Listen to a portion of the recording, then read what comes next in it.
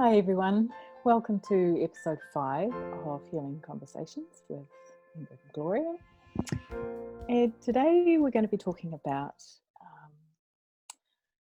how it is for us when we have grown up with a lack of nurturing for emotional intelligence and how that can show up for us and how we can heal that. Mm.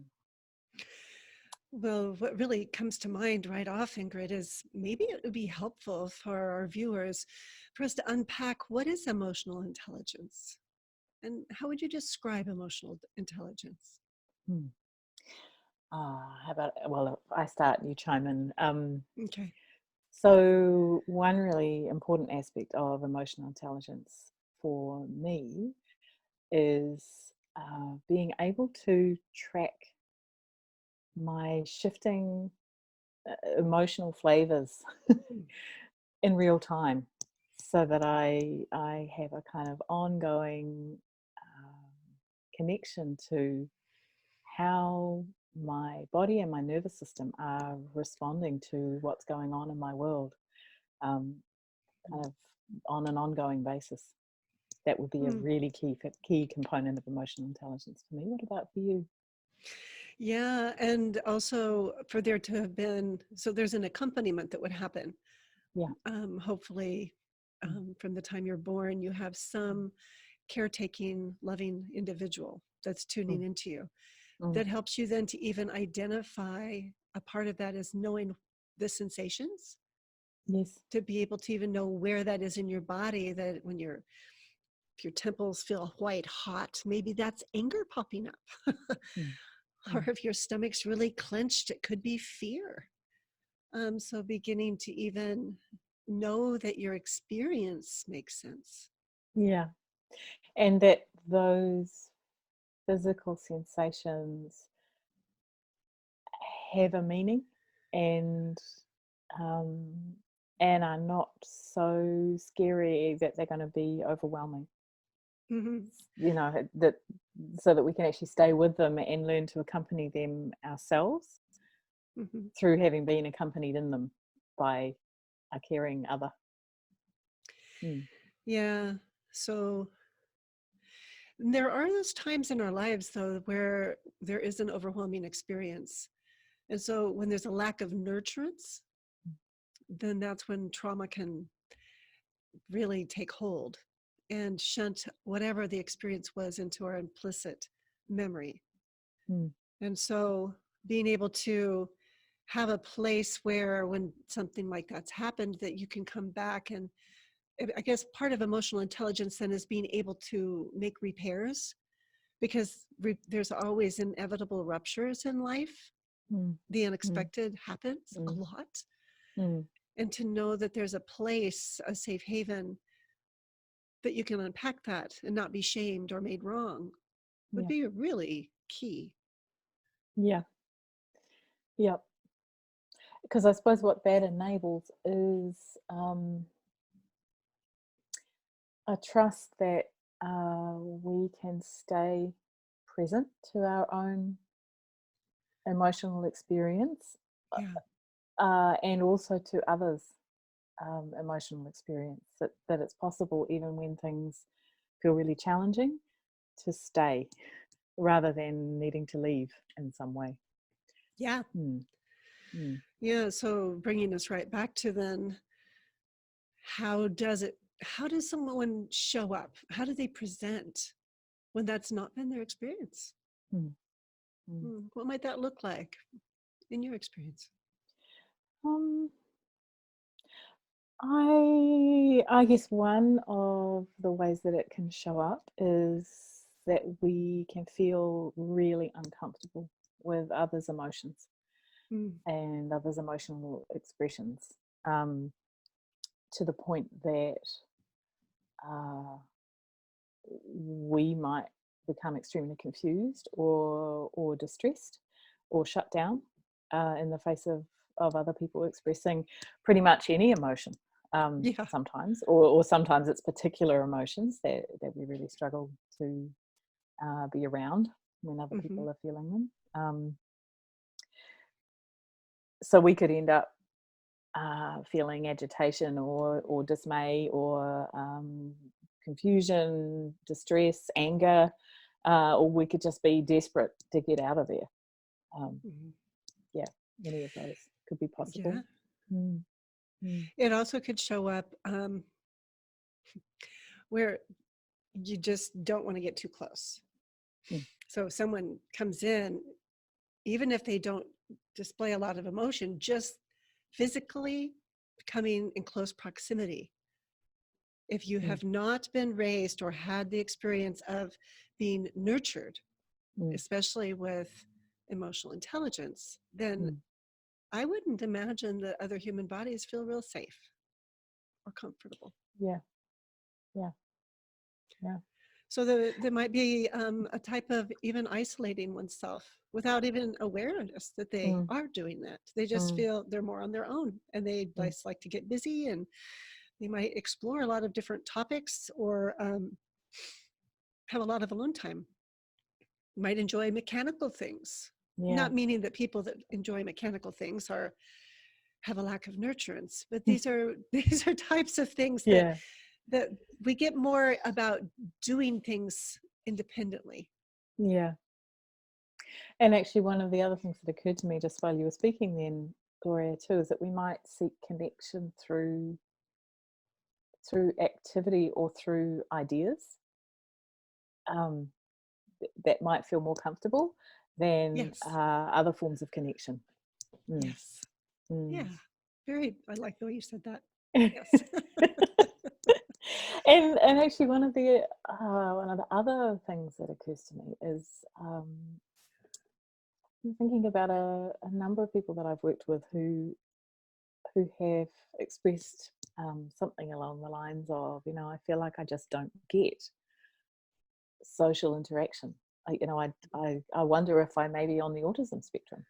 They say I feel kind of out of it, and like other people's ways of expressing themselves and the way they seem to interact with each other, I feel like I'm on the outer of that, and I just don't fully get it. Hmm. Um, So there's and a, that one's always a really delicate one to explore.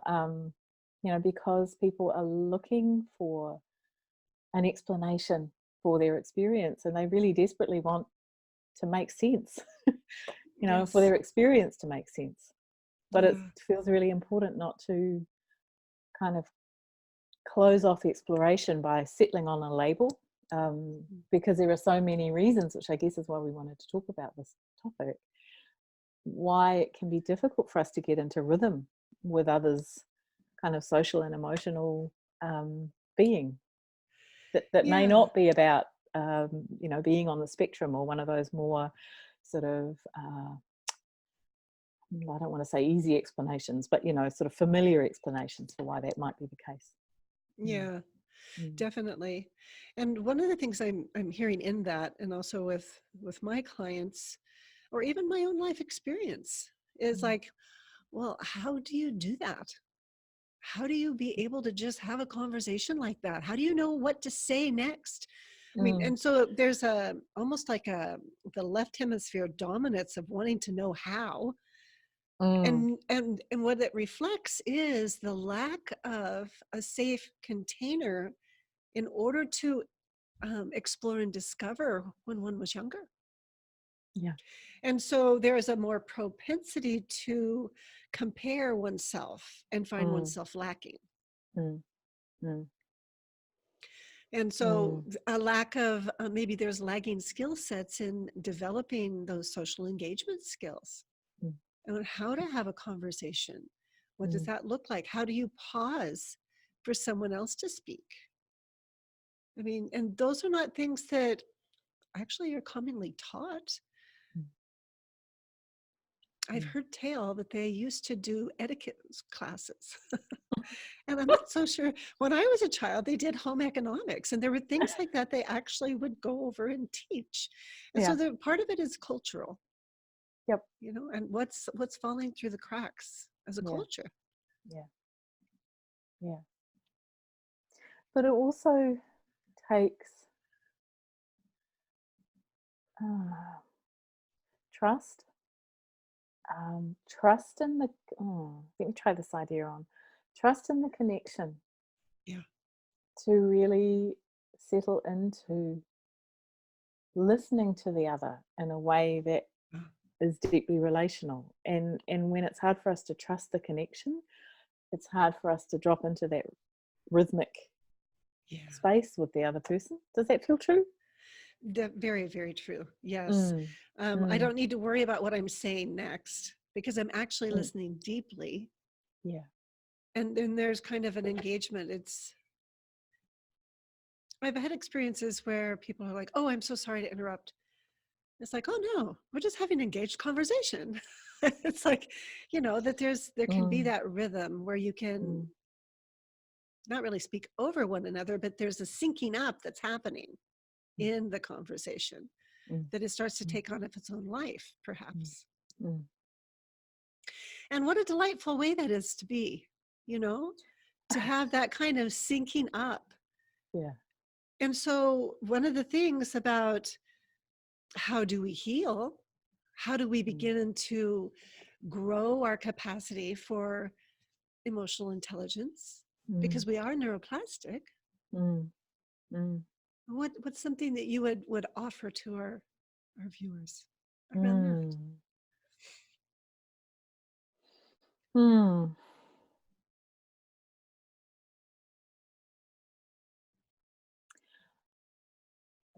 Things that I know have been really helpful for me. Right? Because that was Yes, always a good place to absolutely. start. Yeah, yeah. And um, hmm, for me, the biggest, most helpful thing right at the start was spending time in an environment, and it was, for me, it was part of a personal development kind of course that I was doing at the time, that introduced what was then a really foreign concept to me, which was that my emotions, which up to that point I had experienced rather a fraught relationship with, were Mm, actually holding really important information that I needed mm, in order to um, kind of understand and care for myself better, and ultimately to thrive. And being supported in that environment to start to listen to the stirrings of emotion mm, before they got really loud. Because I think so often when we haven't experienced um, nurturance and resonance and warmth for the breadth of our emotional experience, we're not even noticing it until it's got so loud that it's actually almost overwhelming. And it's really difficult in that moment when we're suddenly aware of the flare of a really strong emotion to catch and hold it when we don't know how to do that. yeah. So getting support to start to notice the subtleties of those physical sensations and emotional states kind of before they get loud was really, really valuable for me. Yeah, Yeah, very much for me yeah. too. Another piece that goes hand in hand with that Mm, for me has been to notice when I have the opportunity to have another person accompany me, mm, am I willing to allow that to happen? mm, Or am I in withdrawal mm, or mm. pushing away? Yeah. Because the repeated experiences of the lack from before Mm, carry a very deeply embedded pattern. And so part of those subtleties that you speak of mm. is even noticing that inner shift, that like, okay, I just left the relationship, and being able to be honest about that. Yeah, It's yeah. like it doesn't feel safe to let somebody, for me to receive that from somebody, Mm, because it mm. wasn't safe for me as a young girl. Yeah, And yeah. so when I'm working with somebody, I want to be very tuned in and sensitive Mm, to mm. those nuances, Yeah, and just really work on the edges of that yeah, in order for yeah, there, if it's a very gentle exploration, there's no have tos yeah, and lots of consent. yeah. in order for Yeah. relaxation to happen. Yeah. And it's not, everything doesn't get done in one day. Mm. And because I think I'm hearing you name, Gloria, and it feels really important for me also, is when we're working in this territory for ourselves or in support of another person, it's really important not to push through those moments where we lose the neuroception of safety Yes. because of whatever nuance of what's gone on. Mm-hmm. It suddenly doesn't feel safe to allow ourselves to be accompanied, or for Yeah. the other person to allow us to accompany them. And in my experience, when we're able to catch that moment and really gently acknowledge it, it starts to awaken. Oh, how can I even describe this?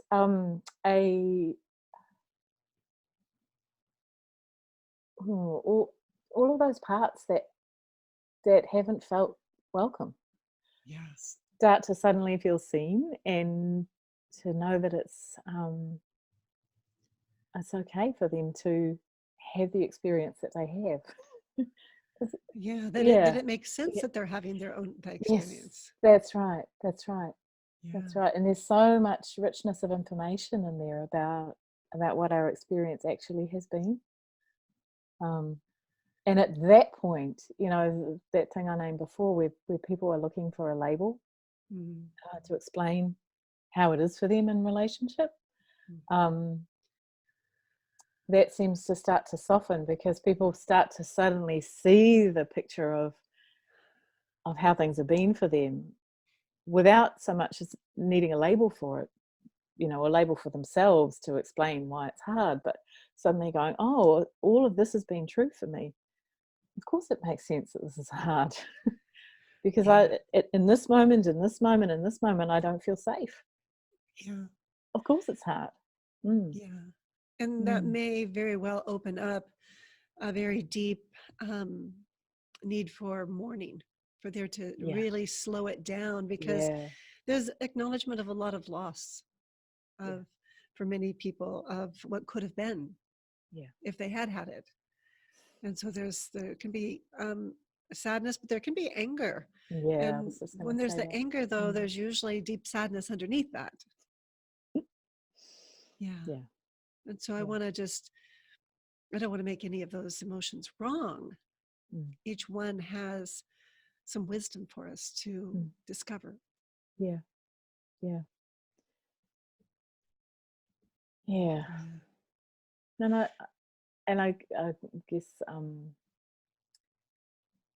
hmm, this kind of really slow, attuned work is also helpful for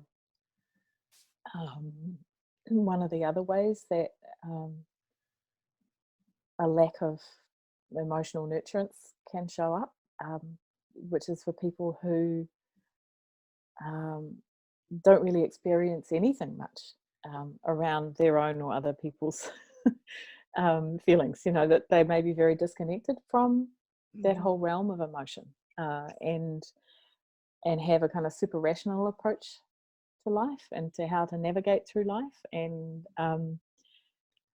may also kind of alongside that experience kind of a lack of aliveness or a lack of enjoyment. And um, in that case, there's a kind of an equally delicate process of starting to notice the little subtle flavors that may not kind of peak above the above the surface of awareness all Yeah. that often, but if we can catch those and Slow down to be with them. yeah, slow down to be with them, Mm-hmm. then they start to kind of flower. Yeah, So what I'm hearing is really listening closely as this other speaks, in order to catch that and slow it down, to yeah, then notice what it's like in the body in that moment. Yeah. So it's the Yeah. actual experience of engagement and being able to catch it. Yeah. That resonates for me too. I Mm.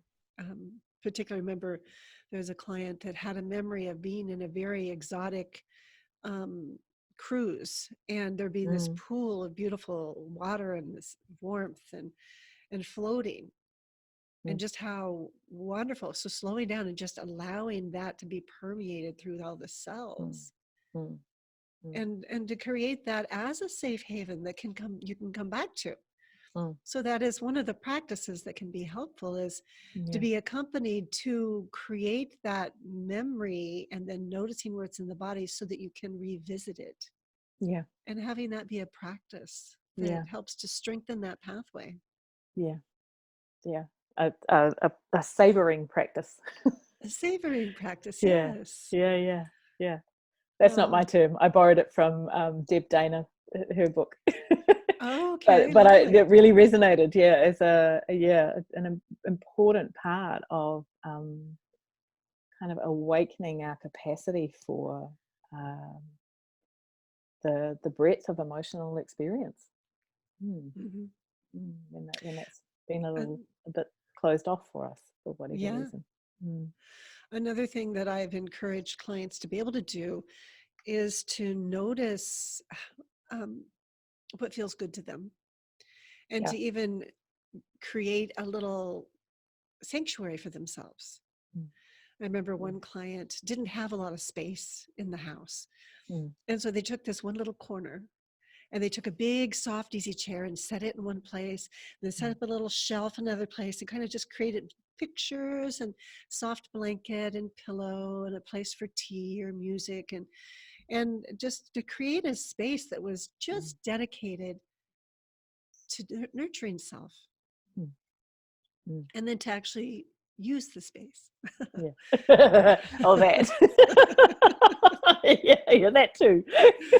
Yes, because Yeah, a practice is not really a practice unless we practice it. and indeed, indeed. And sometimes we need accompaniment to develop that capacity Yeah, too. And yeah, that's okay.